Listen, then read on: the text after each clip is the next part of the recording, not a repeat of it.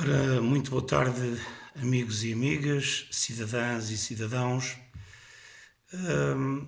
A pedido do Mário Barbosa, da Associação da Democracia Direta para Portugal, decidi então, a poucas horas das comemorações do 46º aniversário do 25 de Abril de 74,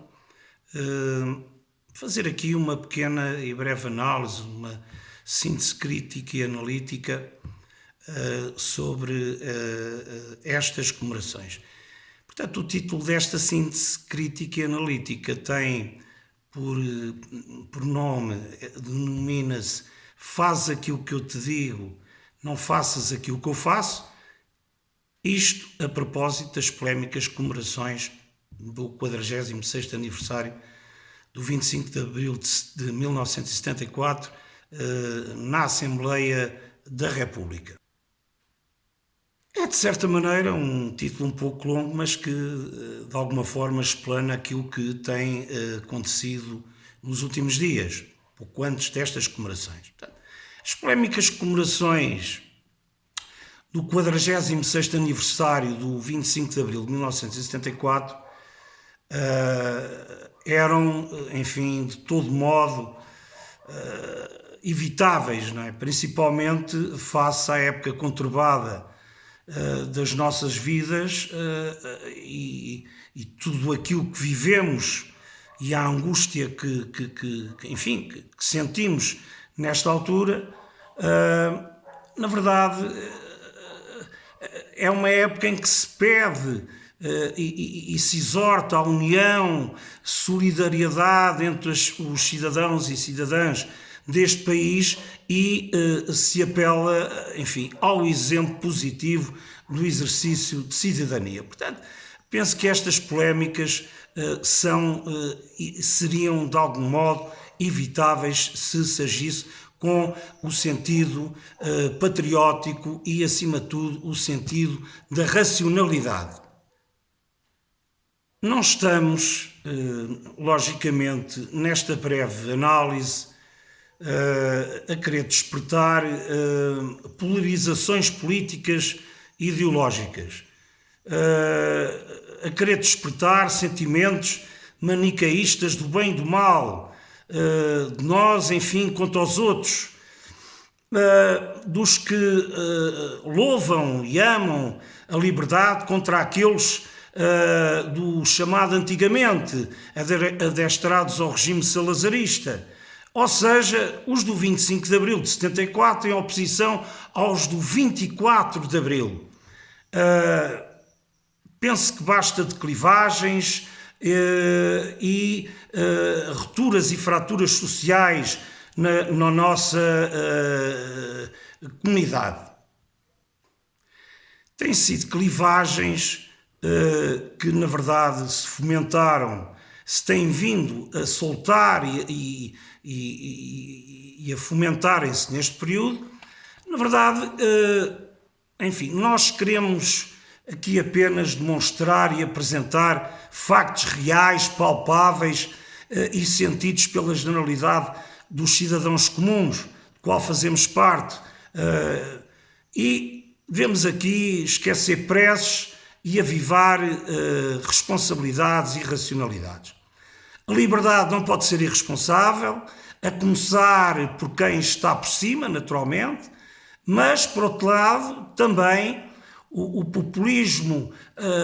mais reles não pode andar à solta, pois, conforme o editorial do Jornal Público de 22 de Abril do corrente ano, na passada quarta-feira, escrito pelo David Pontes, o epítome é, eu vou passar aqui a transcrever, o epítome é o deputado que acha que a cerimónia do 25 de Abril é um absoluto desrespeito pelos cidadãos comuns, mas que já no final de março defendia que o Parlamento deveria ser a última instituição do país a fechar, porque os deputados têm de manter o seu trabalho por Portugal e pelos portugueses. Bom, a verdade é que a Assembleia da República, nesta fase, ainda não encerrou portas e anda constituída à razão de um quinto do número de deputados a continuarem a trabalhar, mas não podemos esquecer que ainda para aprovar leis continua a ser obrigatório um aglomerado, um quórum no mínimo de 116 deputados. Pessoalmente, e porque também tenho liberdade para opinar, não vejo nenhuma desconsideração a cerimónia do 25 de Abril ser novamente comemorada na Assembleia da República. Desde que adaptada às circunstâncias que é a conturbada situação presente, não é? A difícil e conturbada situação presente. O molde tem de ser adaptado aos tempos difíceis e angustiantes em que, de facto, vivemos. O general Ramalhianes, que já confirmou a presença em São Bento e que, sem a esposa, alega que vai lá por motivos de natureza institucional, mas não deixou, todavia, de referir frontalmente a sua total discordância do modelo encontrado para estas celebrações do 25 de Abril de 74. A própria Associação 25 de Abril já veio manifestar publicamente, sem pôr em causa a dignidade das comemorações, ser prioritário e necessário a imposição da simplicidade e também da própria restrição relativamente ao excesso de aglomerado. Vamos então aqui à terminação de alguns factos. Na verdade, apesar de sabermos que o 25 de Abril de 74 veio ao longo deste tempo até aos dias de hoje, veio defraudar as nossas expectativas, metamorfoseando-se numa expectativa cheia, numa esperança, numa expectativa cheia de virtudes, numa esperança vã, cheia de, enfim, esperas frustrantes, fruto do nascimento de uma nova elite, mas com os mesmos devaneios e desideratos da elite anterior, portanto, que fazia parte do regime de Salazar, que depois veio, enfim, veio com a morte deste personagem, veio, enfim, a acalentar algumas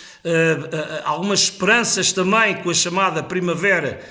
Marcelista, protagonizada pelo professor Marcelo Caetano. Na verdade, esta nova elite, consubstanciada e enfileirada nos respectivos diretórios partidários, não apenas dos partidos do arco do poder em Portugal, como aqueles com representação no Parlamento, a qual casa da democracia, veio-se a impor na germinação, não de uma democracia representativa, mas de uma representação política oligárquica que defende interesses financeiros e que estão, como é patente e como é de conhecimento de todos nós, só aqueles que não querem e a subiam para o lado é que não o veem. Portanto, esta oligarquia que defende interesses financeiros ligados a lobbies políticos secretos a serem continuadas numa restrita comunidade familiar onde a riqueza e os recursos continuam praticamente nas mesmas mãos, na verdade é caso para dizer, como já o referi, que mudaram as elites, mas a perspectiva é precisamente a mesma. Continuamos a ser o tal país do fator C, que é o fator Cunha. Ainda hoje, tal como nos indica o professor Vasconcelos no livro Democracia Pura, sentimos o cheiro de um certo parlamentarismo inglês eivado de cunho integralmente feudal, estabelecendo uma representação denominada de censitária e que continua a evitar por todos os meios a ação direta da participação cidadã, a ação direta do povo, oferecendo regalias e privilégios a magnatas, nobres e burgueses ricos. Gente, aliás, intestinamente mal formada, com tendência para a corrupção e para a subserviência. Esta nova classe parlamentar vem permitindo e permite uma vigilante, controlada e cautelosa e também de acordo com os interesses dos respectivos diretórios partidários, a renovação de mandatos, que é um dispositivo fundamental do fomento a esta nova, oligarquia. Contudo, e perante esta paisagem, este panorama negro da nossa sociedade e das nossas elites políticas, económicas e financeiras, esta paisagem negra não pode ser, na verdade, um abatiz para comemorarmos, ou melhor, para não comemorarmos esse dia inesquecível e o valor simbólico do acontecimento que foi o 25 de Abril de 1974.